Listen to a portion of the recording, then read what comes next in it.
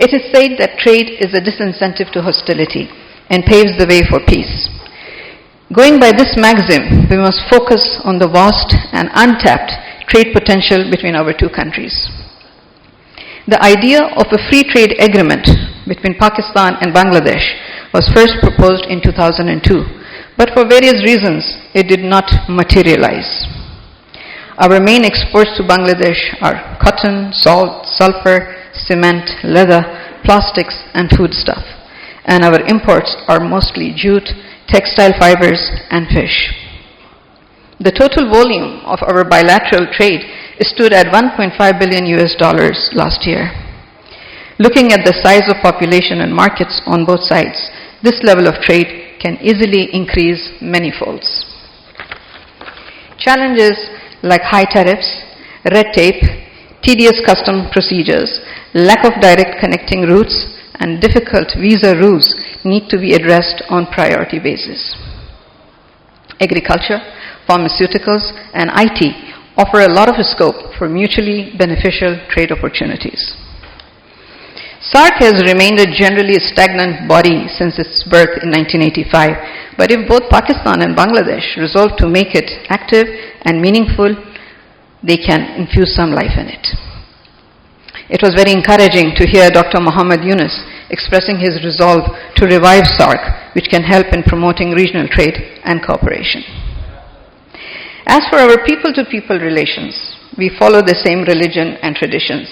We have a shared cultural heritage, and we can easily build on this by fostering collaboration in education, such as student exchange programs, literature festivals, cultural exchanges, joint film productions, and music festivals. Celebrated Bangladeshi artists like Shahnaz Begum, Shabnam, and Runa Leila are still much loved and cherished in Pakistan. Tourism is another area where we can strengthen our bonds. There are many religious sites and Sufi shrines in Pakistan that can attract tourists from Bangladesh. Similarly, there are many historic mosques there for us to visit, like the famous 60-Dome Mosque, which is a UNESCO heritage site, the iconic Tara Masjid of Dhaka, and the famous Sufi saint Shah Jalal's Mosque in Salhat. And then, of course, there is cricket, another shared passion which generates so much interest among our people. Bilateral cricket series can bring us closer. Ladies and gentlemen, the monsoon revolution of this August in Bangladesh has presented us the opportunity to set aside differences of the past and resolve to move forward with sincerity and commitment. Let us together write a new chapter of peace, progress, and prosperity for our people. Excellency, I thank you again for honoring us with your presence today. Ladies and gentlemen, thank you very much. So, ladies and gentlemen, I present before you His Excellency Mohammad Rahul Alam Siddiqui. He has had an illustrious diplomatic career. He has been serving in the Bangladesh High Commission. He has served as the Bangladesh High Commission to Pakistan since October 2022. I've had the personal privilege and honor of meeting the man, and he's the most humble person in the diplomatic corps. Always, he puts his foot forward, is very forthcoming. We are honored to have you here today. Previously, he was Bangladesh ambassador to Portugal. He's held key positions at the Ministry of Foreign Affairs in Dhaka, including that of Director General for East Asia, the Pacific, Europe, and the European Union. He has the Deputy High Commissioner in Karachi from 2010 to 2014. His diplomatic career spans postings in India, Germany, Singapore, and Bangladesh Ministry of Foreign Affairs. Mr. Siddiqui holds a Master's in Social Sciences from the Dhaka University and a Master's in Foreign Affairs and Trade from the Monash University, Australia. Honor to have you here, sir. The podium is yours. Thank you, Madam Huma Bakai. I'm really humbled and honored to be here and looking at this August gathering. And I'm also not very comfortable speaking in front of some stalwarts here. Ikram Segal, the President KC FR, Ambassador Rafiuz Jaman Siddiqui. You know that there are all Siddiquis in Dhaka and in Islamabad. I can see a lot of faces. Iqbal Chaudhary is here. He's a real good friend of mine. So I know this country, I know the people, and given this difficult job to talk about people-to-people contact. The beginning 4 or 5 years of the last regime was really one of the best time for bilateral relationship. Pakistan has always been a very important country, important source of our raw material for our textile industry. We used to import cotton, but these days Pakistan doesn't produce enough cotton to sell to us. So we import yarn, fabric and other textile raw materials for our industry.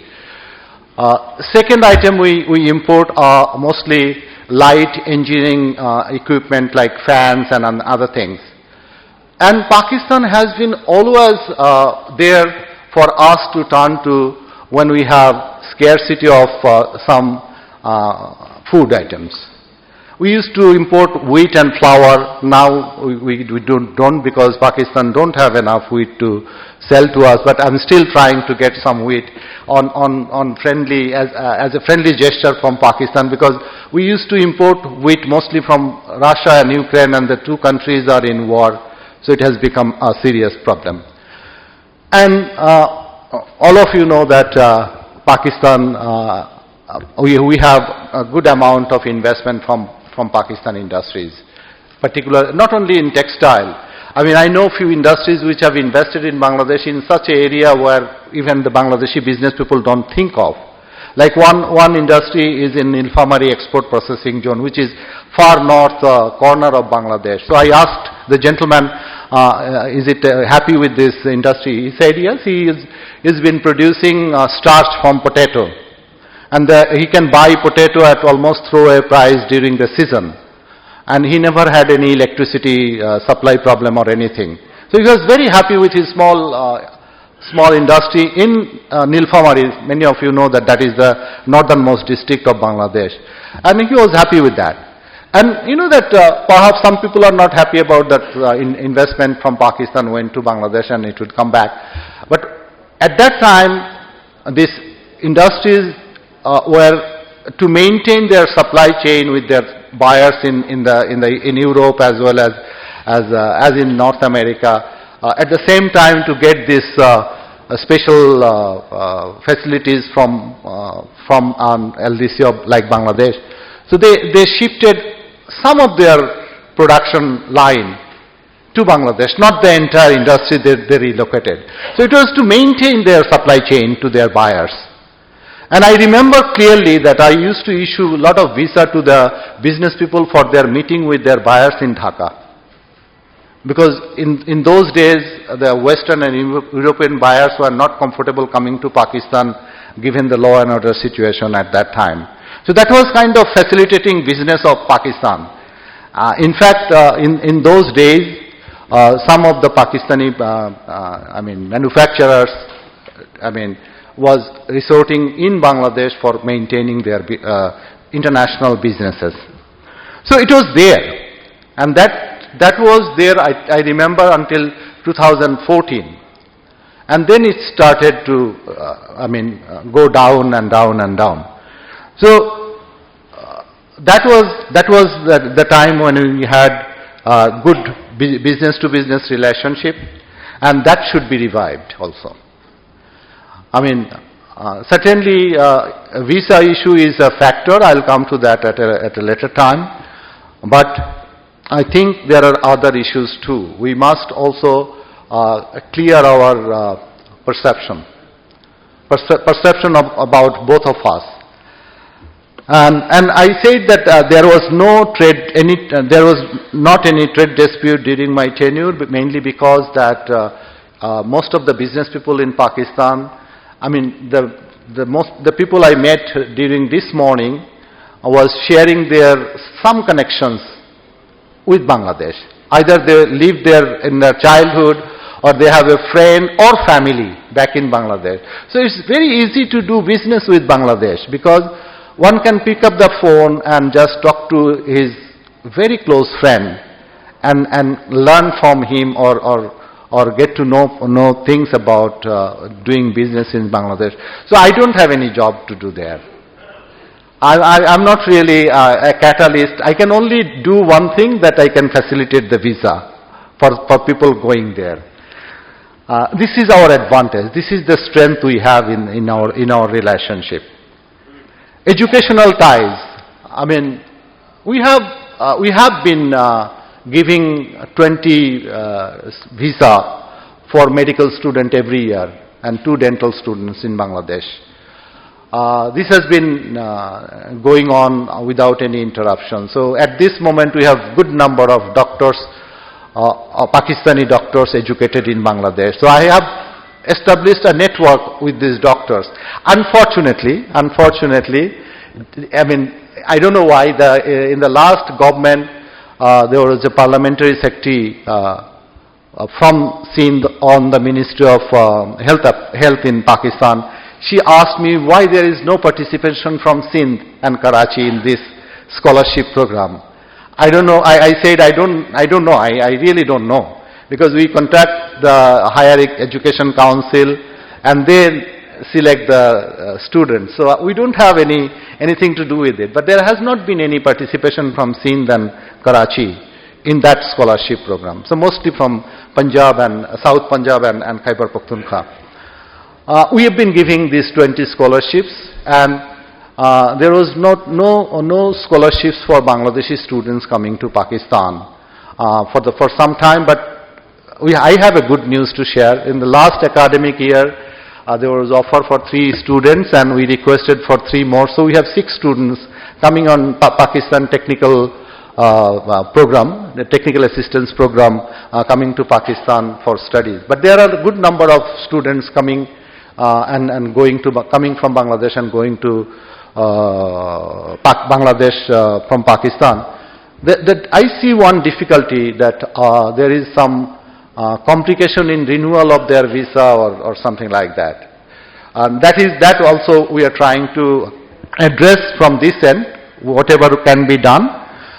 But what is missing completely, I would say, that institutional level collaboration among the academia. There are personal level interaction between the academia, but the institutional level collaboration has not been there. There has not been training of the educational institutions or any collaboration between it. I can certainly share it is to do with agriculture. We discussed about it. There was a MOU signed between Bangladesh Agricultural Research Institute, we call it BARC, and Pakistan Agricultural Research Institute, PARC. Unfortunately, that was put in the freeze for some time. Recently, we have renewed it for 10 years. So these 2 institutions will be working again together to collaborate in the agriculture sector. Cultural exchanges almost not there. We are still having some Pakistani singers going to Bangladesh and performing. There used to be a regular folk festival in Dhaka, and generally in the folk festival, at least one singer from Pakistan is always there, and that is the top-notch one. Lately, it is not happening. I'm sure that it will revive. And we were discussing last night about this Bangladeshi singers who are quite popular. Amina Syed, she is here. She was proposing that can we bring Runa Laila to Pakistan, who is closely related to her elder sister is married to one of the families in Sindh. So she also would like to come, but you know that she is such a superstar. It's very difficult for the High Commission to organize her program here. It has to be at private level initiative. So if private level initiative is taken, anyone, I'm sure Madam Chairperson mentioned about Shahnaz Begum. We call her, after they got married, their name is changed. So she is Shahnaz Rahmatullah. She passed away. And Firdausi Begum, Firdausi Rahman we call her. So Firdausi Begum doesn't sing serious song anymore because of her throat problem. But there are a lot of promising other young artists who can also visit Pakistan. And I think that private initiative would be, better initiative to bring these singers to Pakistan from Bangladesh. Joint collaboration in filmmaking and other television programs. When I was in Karachi, Sultana Siddiqa, the chairperson of Hum TV, wanted to start Masala television channel in Bangladesh. We have news channel, we have entertainment channels in Bangladesh, but there is no cooking channel. I don't want to tell in front of my wife here because starting cooking channel can, affect my family, speech at home. But that nowadays there's this, at that time it didn't materialize. Reason for her to looking at Bangladesh, that she used to work with PTV. And she had a lot of colleagues from East Pakistan who are her friends. So she wanted to introduce Masala TV at that time. And then that's how I came to know her, and we became very close. So this television, I can share one experience when I went on holiday to Bangladesh. I was invited by someone, and interestingly, the Indian High Commissioner to Bangladesh was also there. And a young girl of say 14 or 15, the daughter of the host, in face of Indian High Commissioner said that I don't like Indian drama serial, I watch Pakistani drama serial. So I can tell you for sure that Pakistani drama serials are getting, increasingly popular in Bangladesh. So we have cricket, we have drama serials, we have family linkages, we have other linkages. But this exchange of cultural troupe or cultural groups or cultural teams have not been taking place at the government level.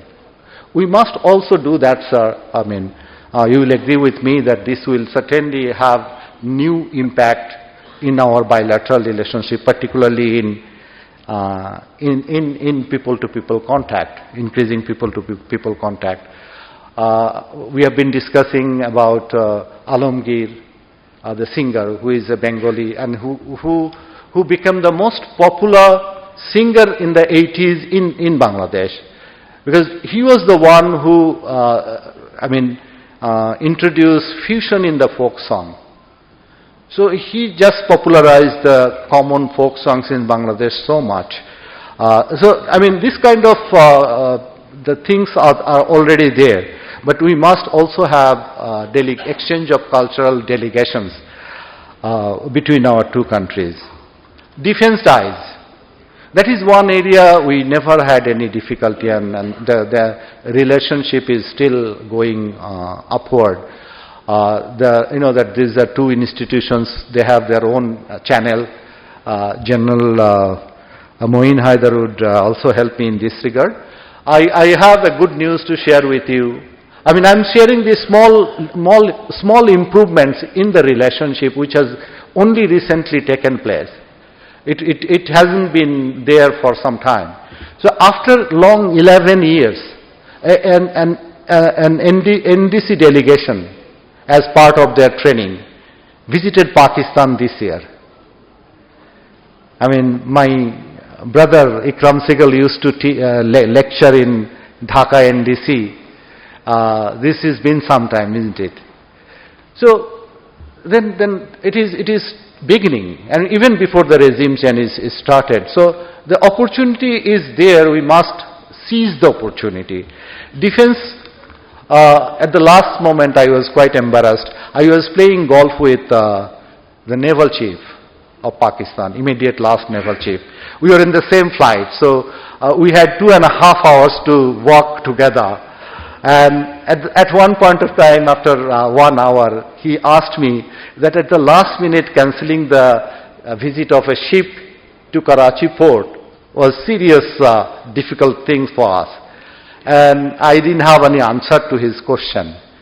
The last ship called in Karachi port was in 2012. It participated in Aman 1 or 2, I forgot the name, which one. So we must also encourage this, our naval ships calling each other's ports or having joint exercises and other exchange of delegations are in the cards. Even before the regime change, these are in the cards. I can share one interesting information that the present chairman of Joint Chief of Staff of Pakistan had one training in Dhaka, in Bangladesh. So this defense collaboration is there. We are also procuring some defense material, non-combatant material from Pakistan. Community engagement. Mainly this Madam Chairperson would be the right person. I met and water expert this morning. I was not aware of that. We have this kind of institution, and we have NGOs. Two major Bangladeshi NGOs used to work in Pakistan. One in the development sector, that was BRAC, Bangladesh Rural Advancement Corporation, and there was ASHA, working in microfinance, microcredit. So I think for some reason it was decided that no international NGO should work in Pakistan. So both the NGOs were asked to leave. The BRAC, they winded up their program and went back. But ASHA, they left the program ongoing with the hands of their Pakistani friends. So the ASHA is still working through the Pakistani people, but the Bangladeshi staff are no longer here. We are quite successful in microfinance, and everybody here knows about it, and it is the mastermind of Professor Yunus, who is our chief advisor now. So this is one aspect, but in other social development sectors, the success story of Bangladesh was not purely on the government side. It was supported by the NGO activities. So the BRAC was running some informal primary schools here for 4 classes, and those were very popular schools. I visited some of them, and they were also working on sanitation and other areas. So this collaboration in the non-governmental organization, research organization, can be another area of connectivity. And youth and sports. The immediate last revolution was spearheaded by the students and the young generation in Bangladesh. And I generally talk about this huge young population in our 2 countries. This is our biggest strength. This is also the biggest asset of our 2 countries. If we can bring them together and we can take the benefits of this young generation of our 2 countries, then certainly it will have a huge impact on our bilateral relationship. Particularly, we can learn from each other's good practices, and I must share with you that Pakistan has been a strong supporter for the development of our cricket, which is also come under this part, youth and sports. So we have this collaboration, but because of some limitations and some visa procedure, some of these initiatives could not be materialized in the last days. We should do this. And being the 2 major Muslim majority population countries, we have another very strong common faith base. That can be very useful. We have one platform where this interaction has been there without any hindrance, which is this annual congregation of Tabligh Jamaat in Bangladesh. So their exchanges are going on, and we generally issue them visa on priority basis. My Deputy High Commissioner was informing me about it. So it is there. Through these Tabligh institutions, But there must be other collaboration too, but we have to be also careful about these exchanges, that we don't facilitate unwanted elements to influence this our belief and faith. And then it comes tourism and traveling. Traveling is a real challenge now for from the both sides. The strongest pressure I have on me since the change in regime in Bangladesh in August 5th is about the direct flight between Dhaka and Karachi. I mean, I've been asked by my people who are here in Pakistan, and also people in Bangladesh who wants to visit Pakistan, that we must have this direct flight started between these two countries, because the price of air ticket is unusually high these days, and I'm also the sufferer of this, not having direct flights between the two countries. So Pakistan High Commissioner in Dhaka already had a meeting with a private airline. They came to see him, the airline people came to see him in his office. I'm quite sure that this will be one of the priority issues to address with. And with the direct flight, the number of people going and coming from our two countries will certainly increase. And one interesting aspect, which is cross-border marriage. I mean, you people may think that I'm talking not quite sense, but it is there. A good number of our children are getting married neither in Pakistan nor in Bangladesh, is in a third country. And the difficulty I am facing is issuance of visa for even one senator called me from Sindh that his brother is getting married to a Bangladeshi girl in the US. And I said, ma'am, no problem, I'll issue a visa, you can go from here to Bangladesh easily, but I'm not sure that your brother will get visa from the US to go to Bangladesh to get married. And eventually it couldn't happen because the brother couldn't get the visa. I'm giving this example. I mean, visa was serious embarrassment for me when suddenly in 2013 August, suddenly it was, completely closed that no visa would be issued. We had High Commissioner Yasmin Morshed in Islamabad. So her mother used to come to my residence for event. It was New Year celebration in my residence in Karachi. She came to join the New Year celebration.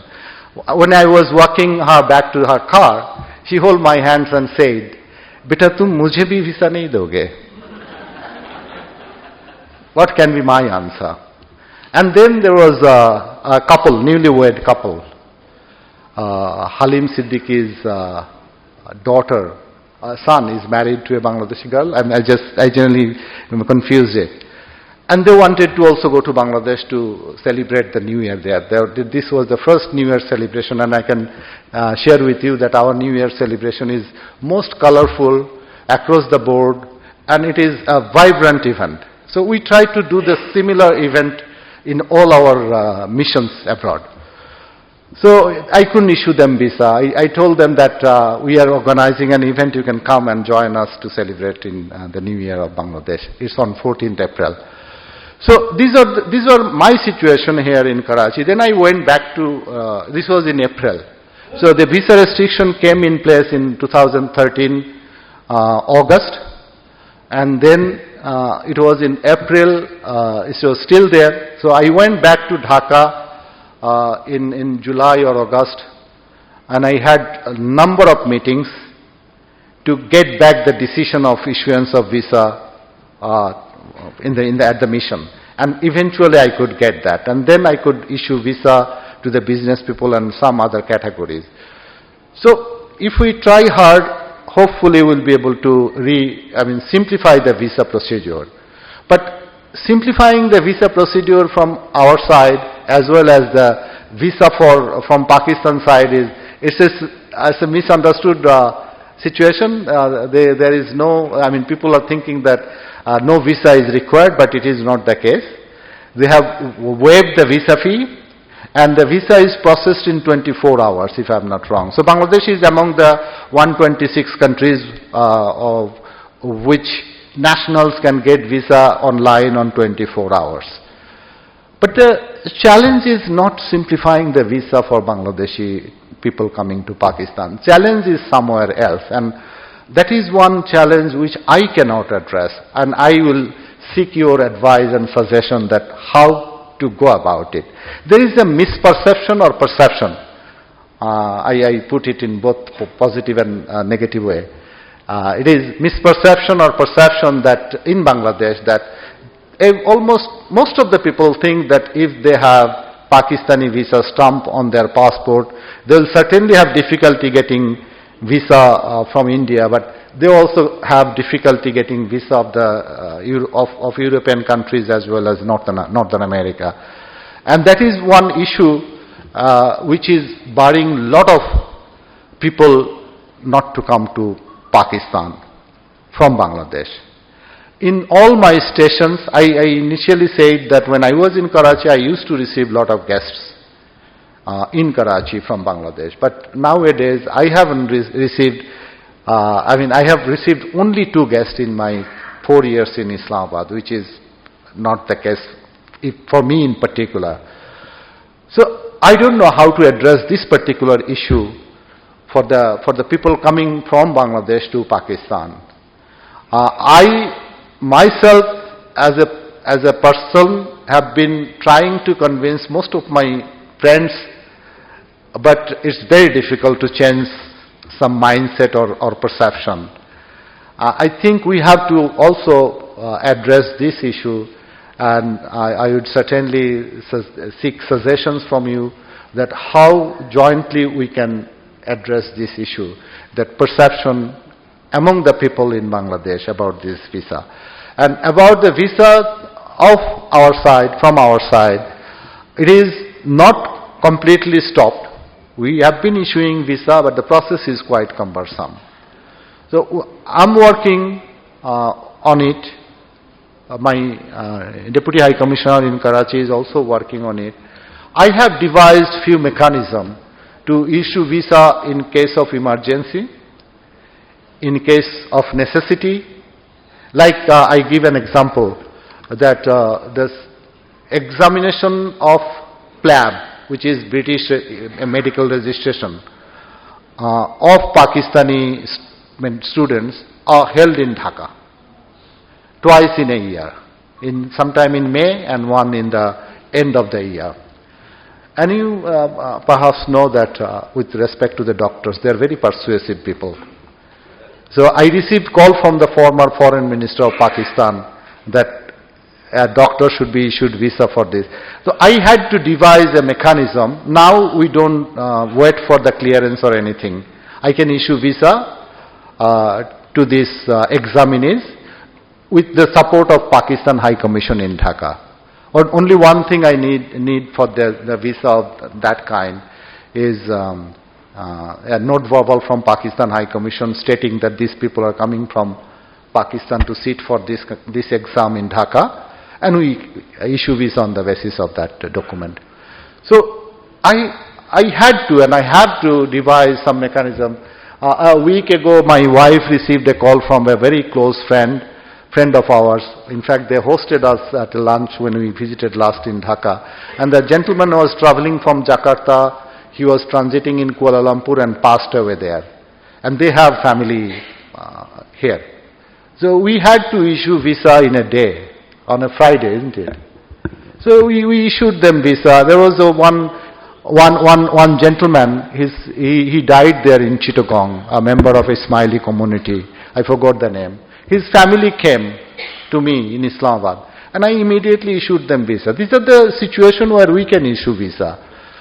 We also do some persuasion to get the visa process faster in Bangladesh when there was normal situation back in Dhaka. So this is something I personally did to help out people who are desperate to go to Bangladesh.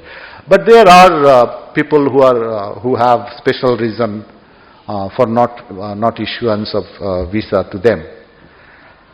So visa, inshallah, I can tell with confidence that the process will be simplified from our side, and I'm quite sure that with the simplification of the process, it will be easier for our Pakistani friends to visit Bangladesh. And at the same time, I can tell you that if it is an urgent issue, if someone really need to go to Bangladesh, either for investment or business or anything, we are there to help you in issuance of visa.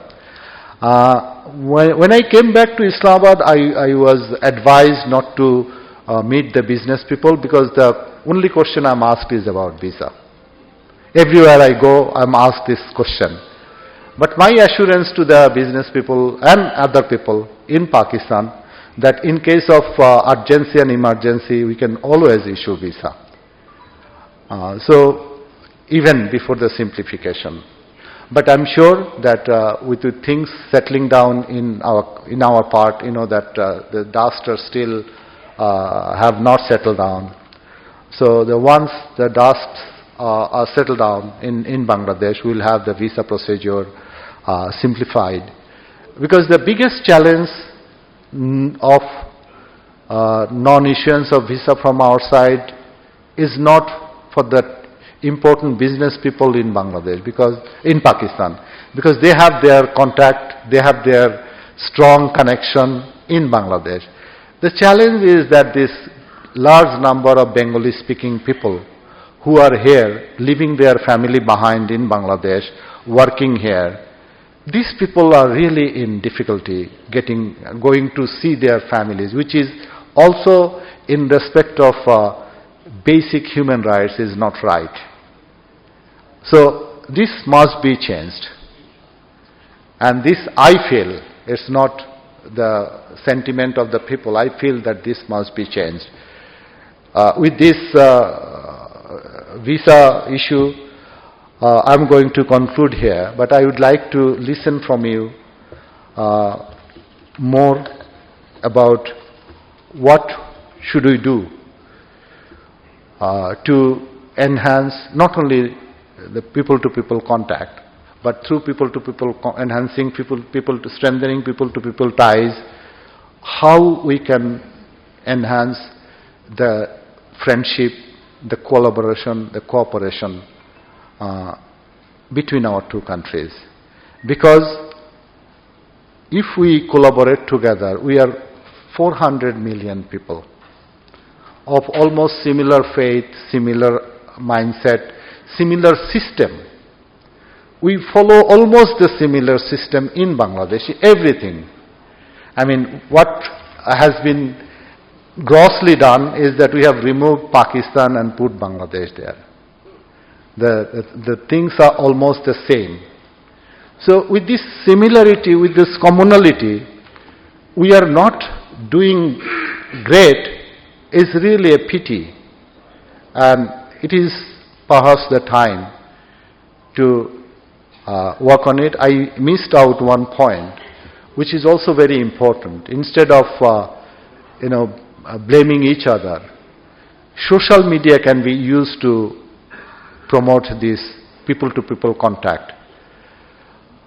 If small groups are formed and they start doing this collaboration, I mean, this forming groups, forming forums, forming platforms would be very useful. And this is another reason for me to be here to revive this Pakistan-Bangladesh Friendship Forum, which was one of the very active forums between the two countries, to have a second track platform to promote people-to-people contact.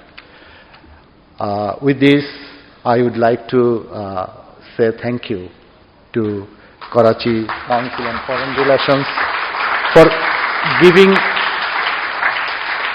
for giving me this opportunity to speak out my mind. I've spoken not as Bangladesh High Commissioner, I am the Bangladesh High Commissioner, but I am also one of you.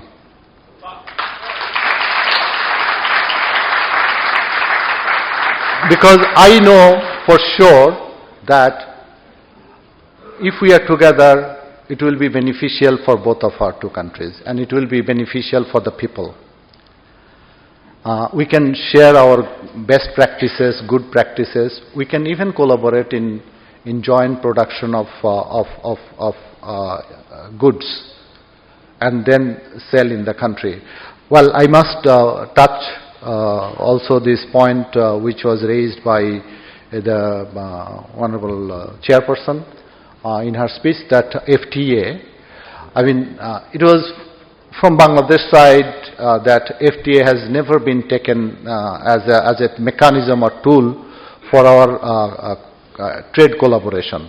So far we have signed FTA only with one country, and that is Sri Lanka. That is also on test basis, trial basis. Mazid Aziz Bhai knows it very well that we are not in FTA as such. Still we are getting benefits as an LDC, and we'll continue to get this benefit, special preferential treatment until 2030. So FTA has not been our cup of tea kind of thing. So FTA will not work. But we have SAFTA. Although SAARC is not functioning well, but for trade we can still use the benefits and privileges of SAFTA. What is not happening between the two countries is that this Joint Economic Commission is not sitting. If this Joint Economic Commission sits, and they can reduce the sensitivity list, the negative list, and increase the number of preferential lists. So we are trying to have these two forums, just Foreign Office, Foreign Secretary level consultation and Joint Economic Cooperation, Joint Economic Commission meetings. That is from the government part, but still the B2B business can be coordinated. I shouldn't extend it further. I'll be keen to learn from you, and I can see a lot of experts here, and they know Bangladesh much better than me, and also they know Pakistan. So I once again thank Karachi Council on Foreign Relations and my friends here for patiently listening to me, and I'm doubly happy today. In fact, the reason I'm happier, because it was supposed to be my farewell visit to Karachi, but my government has asked me to stay on, so I'll inshallah come back again and see you and talk to you once again. And thank you so very much for listening to me. Thank you. Some of you may know I'm a boring professor. So when my student is not doing too well, I say, you have a lot of potential. Pakistan-Bangladesh relations have a lot of potential. But I think we are at a turning point. Some great things have happened since August, since the political transition took place in Bangladesh. This was the most discussed event in Pakistan, the most referred to event in debates in Pakistan. And I also want to point out something, that this was perhaps for the first time that a tribute event was held in Dhaka to mark Quaid-e-Azam's death anniversary. It meant a lot to us.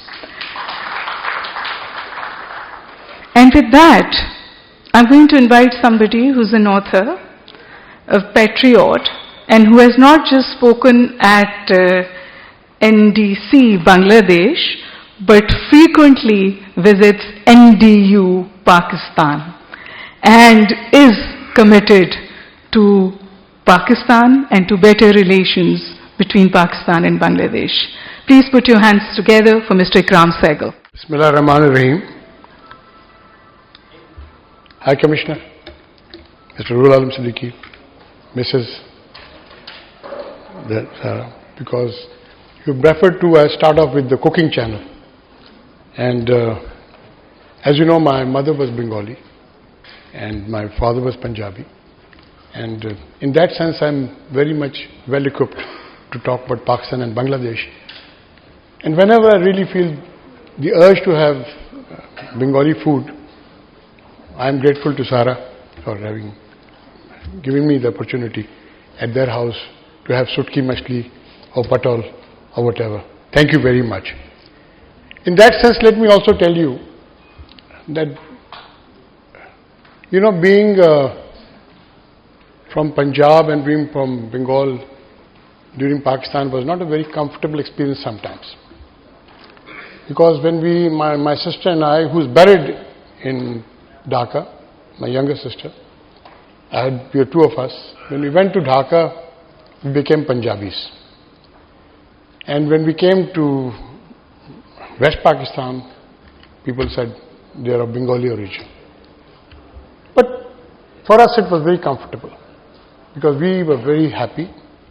And even though my parents are buried here in Abdullah Shah Ghazi Mazar, both of them, Punjabi and Bengali.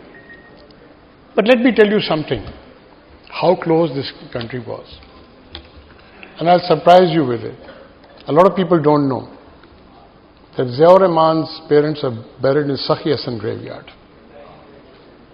here in Karachi.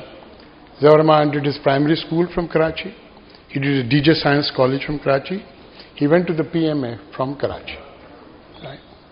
So, my father, because he was in the army and he raised the East Bengal Regiment, the 2nd Battalion at least, and I had the honor of serving that regiment. And one of the people, when I went to the regiment, my company commander was Ziaur Rahman.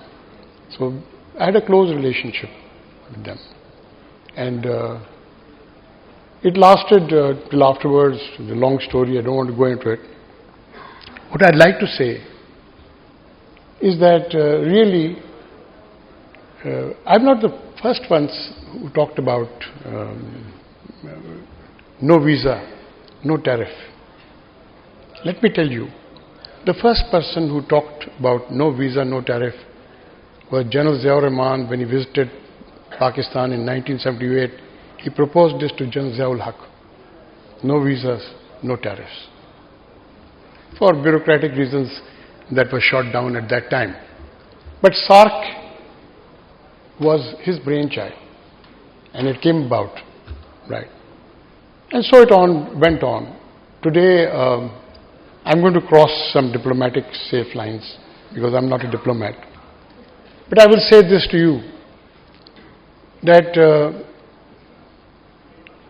the High Commissioner has very correctly given a long list of the hurdles that have been overcome for visas and tariffs. I tell you, no hurdle. Just declare no visas, no tariffs, no custom duty. That's all. That is all. So, you think Bangladesh will come and stay here in Pakistan? Or Pakistan will go and settle in Bangladesh? And similarly, make the Bangladeshi taka and the Pakistani rupee comparable. So you can buy things in Pakistani rupees or Bangladeshi taka. Simple. So that will solve the thing. And actually, these are not something that I'm talking about now. Let me tell you, unfortunately, some coincidence, I was born on July 18, 1946. On July 18, 1946, Sher-e-Bangla A.K. Fazlul Haq went to the Quaid-e-Azam along with Mr. Sarwardi and Mr. Abul Hashim Khan. And he proposed to the Quaid something that was after the Quaid's heart. Do not divide the Punjab and do not divide Bengal. So If you do not, that was a strategic move by the Qaeda. The first strategic move of the Qaeda was actually on 25 August 1942, when he asked the Muslims, when Singapore had fallen, Rommel was at the gates of Cairo, and Mahatma Gandhi and Hindu Congress said, let the British quit India. Nobody will go to the armed forces. And the Qaeda said on 25th August, this was on 8th August 1942, Qaeda said, no. On 25th August he said, the Muslims will go and join the army and fight for British India, because that is the way we will get our freedom. And that is what led to actually the British keeping to their promise of dividing India into two parts. At that point of time, the second strategic decision, when Sher Bangla went to the Qaeda said, yes, please, let's do it. Let's have the original part of the Lahore resolution, 2 autonomous states, right? Let's have it. Why? He said, it does not matter what we are called. We are 2 countries, 1 nation. 2 countries, 1 nation. I didn't say that. It was said by Fazlul Haq in 1946, and that is what the Qaeda said. Mountbatten had it in his original plan. People don't know that. But unfortunately, when the Congress came to know about it, they were livid. That was one strategic thing about a united Bengal. The second strategic decision which the Qaeda went was, he went to Master Tara Singh and said, you're asking for Sikhistan. Please take Khalistan. Please take Khalistan. That's not the thing, etc. So can you imagine, if there was a Khalistan then, would you have the problem about Kashmir? Would you have the problem about India threatening us over the Indus Water Treaty? Because the waters matter much more for the survival of Pakistan. We would have no problem. And today, what is stopping us for asking? Because in Canada, 90% of the Sikh population has voted for Khalistan. In the United States, 90% of the Sikh population voted for Khalistan. So what is stopping us saying, okay, fine, have your Khalistan, right? Because then that Kashmir dispute that goes away by itself. I've said that there are a lot of things one can say, but let me tell you that,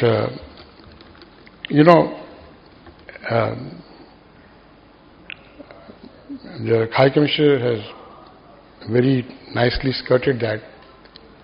During Hasina Wajid's second tenure, her closest advisor was a gentleman called Gohar Rizvi. And Gohar Rizvi and myself started a dialogue sanctioned on the condition of deniability by Mr. Sartaj Aziz. He said, let us start a back channel to see how we can close our references. And I will be a little undiplomatic.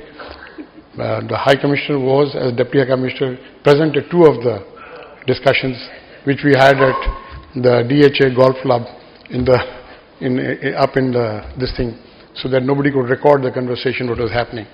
And we were close to a solution. We were close to a solution at that time. But these are things, missed opportunities.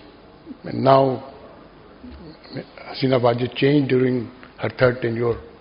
And as you heard, I could go at any time. I used to lecture in the National Defence College. I stopped, not only being lectured in the National Defence College, the High Commissioner had to very, let us say, embarrassingly refuse me, to say, not refuse me, but say that you will not be able to get a visa for your son's daughter's wedding.